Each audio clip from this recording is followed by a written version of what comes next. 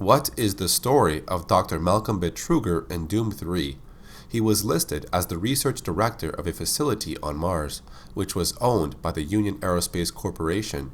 He possessed genius-level intellect, which he used on various projects throughout his time in the research facility. His obsession with science would change his personality, coming off as being arrogant, cold, and narcissistic. He would take great pride in his discoveries, and sometimes even risking human lives in the name of science, something that did not seem to bother him. He oversaw the archaeological dig on Mars, and various sites were discovered. Site 1 consisted of chambers and tunnels. The walls were covered in glyphs, which were carved into stone. This proved the existence of life on Mars at some point in time. Site 2 would mostly serve as a burial ground, a temple, and individual artifacts. This area was documented and cleared out. But Site 3 is where they located the artifact listed as U1, also known as the Soul Cube. It was buried along with other artifacts. In the same room, they would also come across a burial chamber of a very large being, and some unique stone tablets. The first tablet gave them records about teleportation. This led to the creation of the Delta Labs teleportation device later in the story. The second and third tablet tells a story of war, how the demons invaded their planet and almost wiped out this ancient civilization, but the entire race was sacrificed to achieve victory. The fourth tablet says the essence of each individual is captured inside the Soul Cube. It was used by their mightiest warrior, and he banished the invading demons. There's a section of the fourth tablet that is left out, but a piece of it was later discovered. It goes into detail about the invading enemies, and it indicates the remaining survivors may have teleported somewhere else, but it seems to reference a map they have not located yet.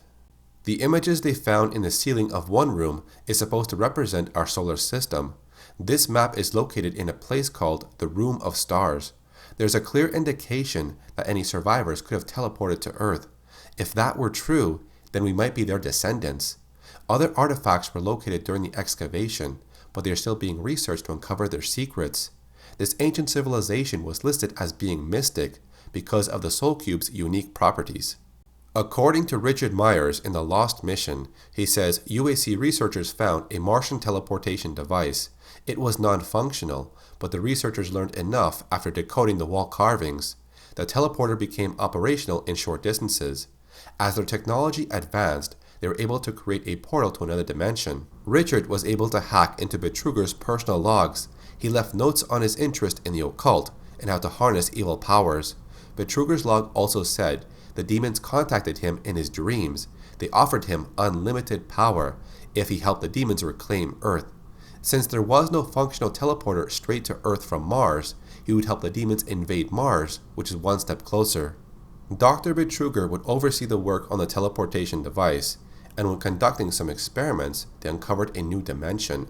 When they sent a probe through, it brought back images of unknown creatures, the first proof of life beyond Earth. Betruger would start sending research teams through the portal with the intent on capturing some of the creatures. Some beings were brought back, but at the cost of human lives.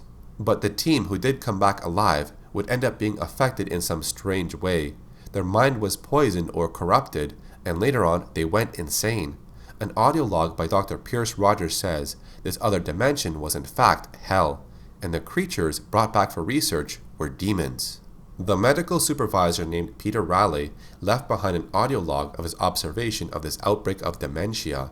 Subjects that returned from their time in hell would become infected in some way. They suffered from paranoia and delusions. He tried many forms of drugs, but everything failed. He assumed it was a pathogen, but he could not find anything biological that would cause this. This pathogen would attack the higher brain functions. Over time, they would lose their ability of communication and rational thinking. Subjects would become violent and aggressive. Then, the physical changes would begin.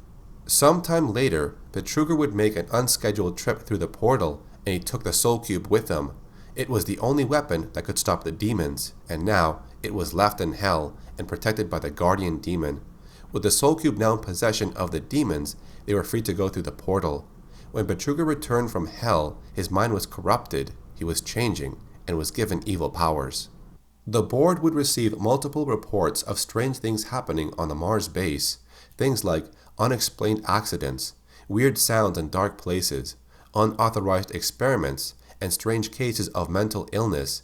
They received a complaint by Elizabeth McNeil, who used to work for Dr. Betruger, until she was reassigned to a position on Earth. She became concerned about Betruger's research direction. There's also the issue of the safety and the sanity of anyone who remains on Mars. Dr. Betruger tries to persuade Elliot Swan through an email that coming to Mars for a review is a waste of time. His research is yielding outstanding results, and he won't allow his work to be compromised. The board is more interested in teleportation technology, but not in Betruger's use of it to reach another dimension, so they sent Counselor Elliot Swan to do a full review of all the work Betruger was doing. When Swan lands on Mars, he brings his personal bodyguard, Campbell, and a Marine that was sent to replace another recruit. Betruger then has a conversation with Swan about the strange reports in the facility. He tries to explain that these accidents could have been avoided if he had a bigger budget and a larger workforce. The board is only interested in having a product that they could sell. They don't care about science or newfound discoveries, and so Betruger tells him, don't worry, they'll get their product. As Counselor Swan tells him that he will need full access including Delta Labs, Betruger agrees, but warns him, just stay out of my way. Amazing things will happen here soon, you just wait. It turns out that a lot of staff members are requesting a transfer off of Mars. With so many deaths, unauthorized research, and strange creatures in Delta Labs, it seems something strange is happening on Mars. As the Marine of the story reports to Sergeant Kelly, he's given orders to locate a missing scientist. When he's located, he tries to send out a distress signal. He's fully aware of the danger that's coming to Mars, but the signal does not get sent. Then, an unknown shockwave comes through the portal from Hell, and it changes most humans into zombies. As he fights his way through the base, he is tricked by Sergeant Kelly to retrieve a military transmission card. Swan does warn the Marine to not send the signal, because those creatures could get a hold of those ships. The signal goes through eventually, either by the Marine or by Betruger himself later on. Swan goes to Delta Labs in hopes of stopping the portal.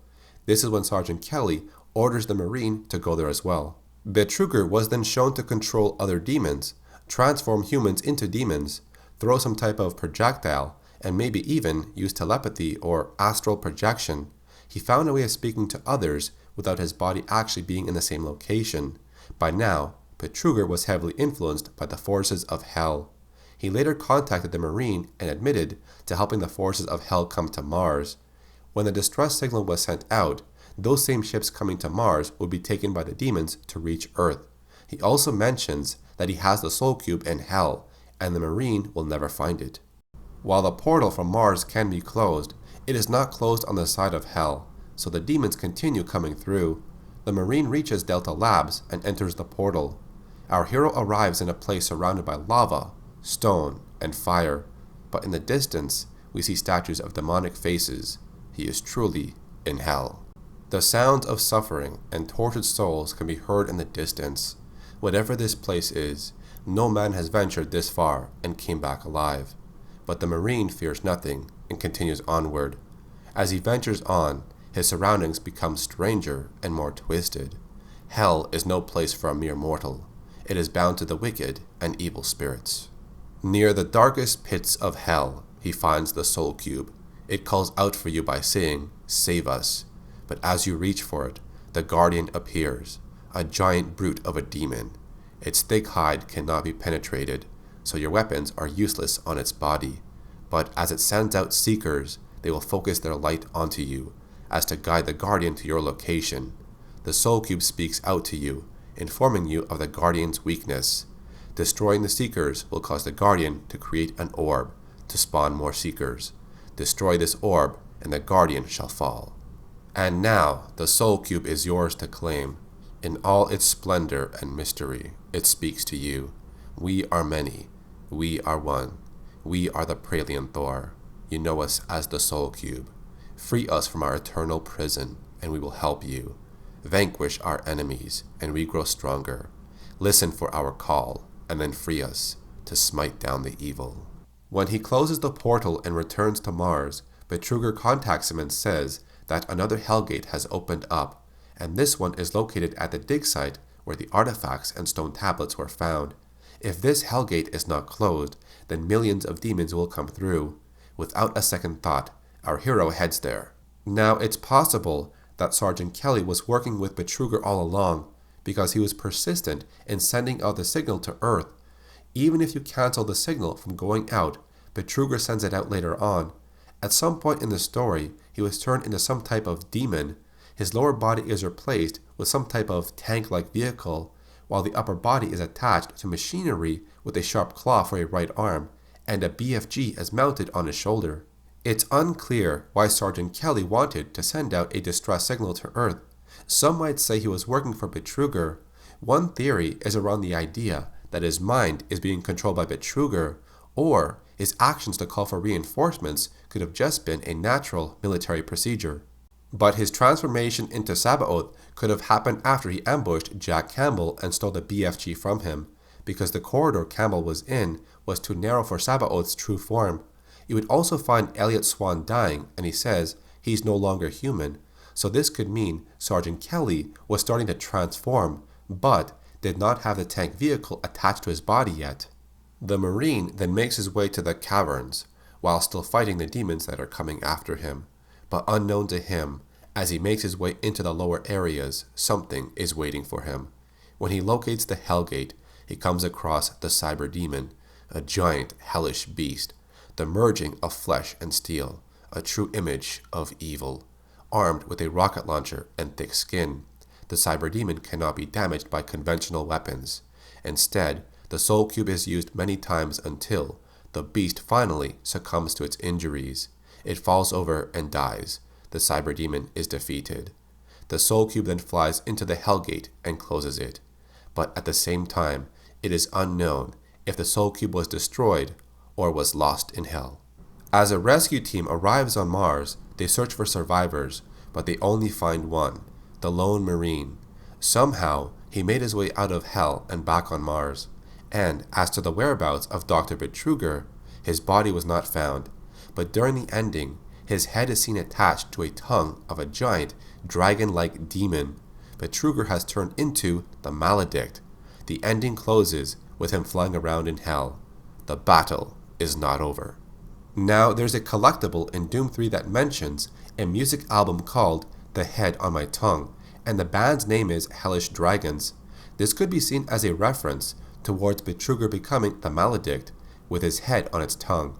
When it comes to the meaning of Betruger, in German it means deceiver, cheater, or swindler, a very fitting name for the main villain of Doom 3. But that was not the end of the story. It was continued in the expansion to Doom 3 called Resurrection of Evil, so the incident on Mars ended on November 15th of 2145. The facility was destroyed and only one survivor was located. On May 1st of 2146, an orbital probe picks up a strange signal coming from the abandoned Mars site, and as of August 8th in 2146, the UAC decides to continue its Mars research program, but this time, Dr. Elizabeth McNeil is chosen to lead the primary assessment team. The team that is sent in happens to uncover an artifact hidden within some type of temple. One Marine ends up touching the artifact, which looks like a heart, and this wipes out the rest of his team, leaving him alone. This also triggers another event. This opens a new portal from Mars to Hell. The nightmare has started all over again. Now ruling over Hell, Maledict senses the new portal and says, "Hell reaches out for what is ours. We have been unbound." The artifact contains unbelievable power and can open portals to other dimensions. This is why Maledict wants it, and so he orders 3 Hellhunters to locate the Marine and bring back the artifact. Each Hellhunter possesses a special ability, and when they are defeated, the artifact will absorb that power. And it turns out, the ancient civilization on Mars had battled against these hunters in the past, because images of the hunters were carved into stone tablets. Another tablet is later scanned, and some of its secrets are revealed. It has the same writings as the other stone tablets. It mentions the invasion of the demons and the ancient civilization, and this artifact is also a weapon of tremendous power. It acts like a gateway from Hell. It must be returned to Hell and destroyed. The ancient civilization was not able to do this, so it was locked away, hoping nobody would ever find it. Maledict confronts the Marine at the end of the story, and after a grueling battle, Maledict seems unfazed by the Marine's weapons, so he flies down and grabs the Marine with his mouth, then slams him on the floor. He demands for the artifact to be returned, so the Marine does just that, but instead he shoves it into Maledict's mouth. This results in the destruction of the demon, and only his human skull is left behind. The name Maledict comes from various Latin words. Maledictus is Latin for cursed or damned. Malediction is the intent of bringing about evil and destruction, and maledicere means to speak evil. All of these seem to fit Betruger and his Maledict form just perfectly. According to the book The Making of Doom 3, it says General Hayden was an insane military antagonist. He ended up being cut from the game, and Betruger was made into the main villain of the story. The face and voice of Betruger could have been an homage to the movie character Hannibal Lecter. So that covers the story of Dr. Malcolm Betruger and the Maledict in Doom 3. It's a very long story, but I did find it interesting. I also liked how there was an ancient civilization and how the stone tablets told a story from long ago. Most of the lore to this game was left behind in collectibles that are displayed in your PDA, either through audio and video logs or by emails. The Soul Cube also made an appearance in Doom 2016, but only showed up as a possible Easter egg, and you could not interact with it. So if you enjoyed this video, I'll appreciate a thumbs up rating. If you want to see more videos like this, then subscribe to my channel and turn on notifications. Thanks for watching. My name is Carlos, and I'll see you in the next video.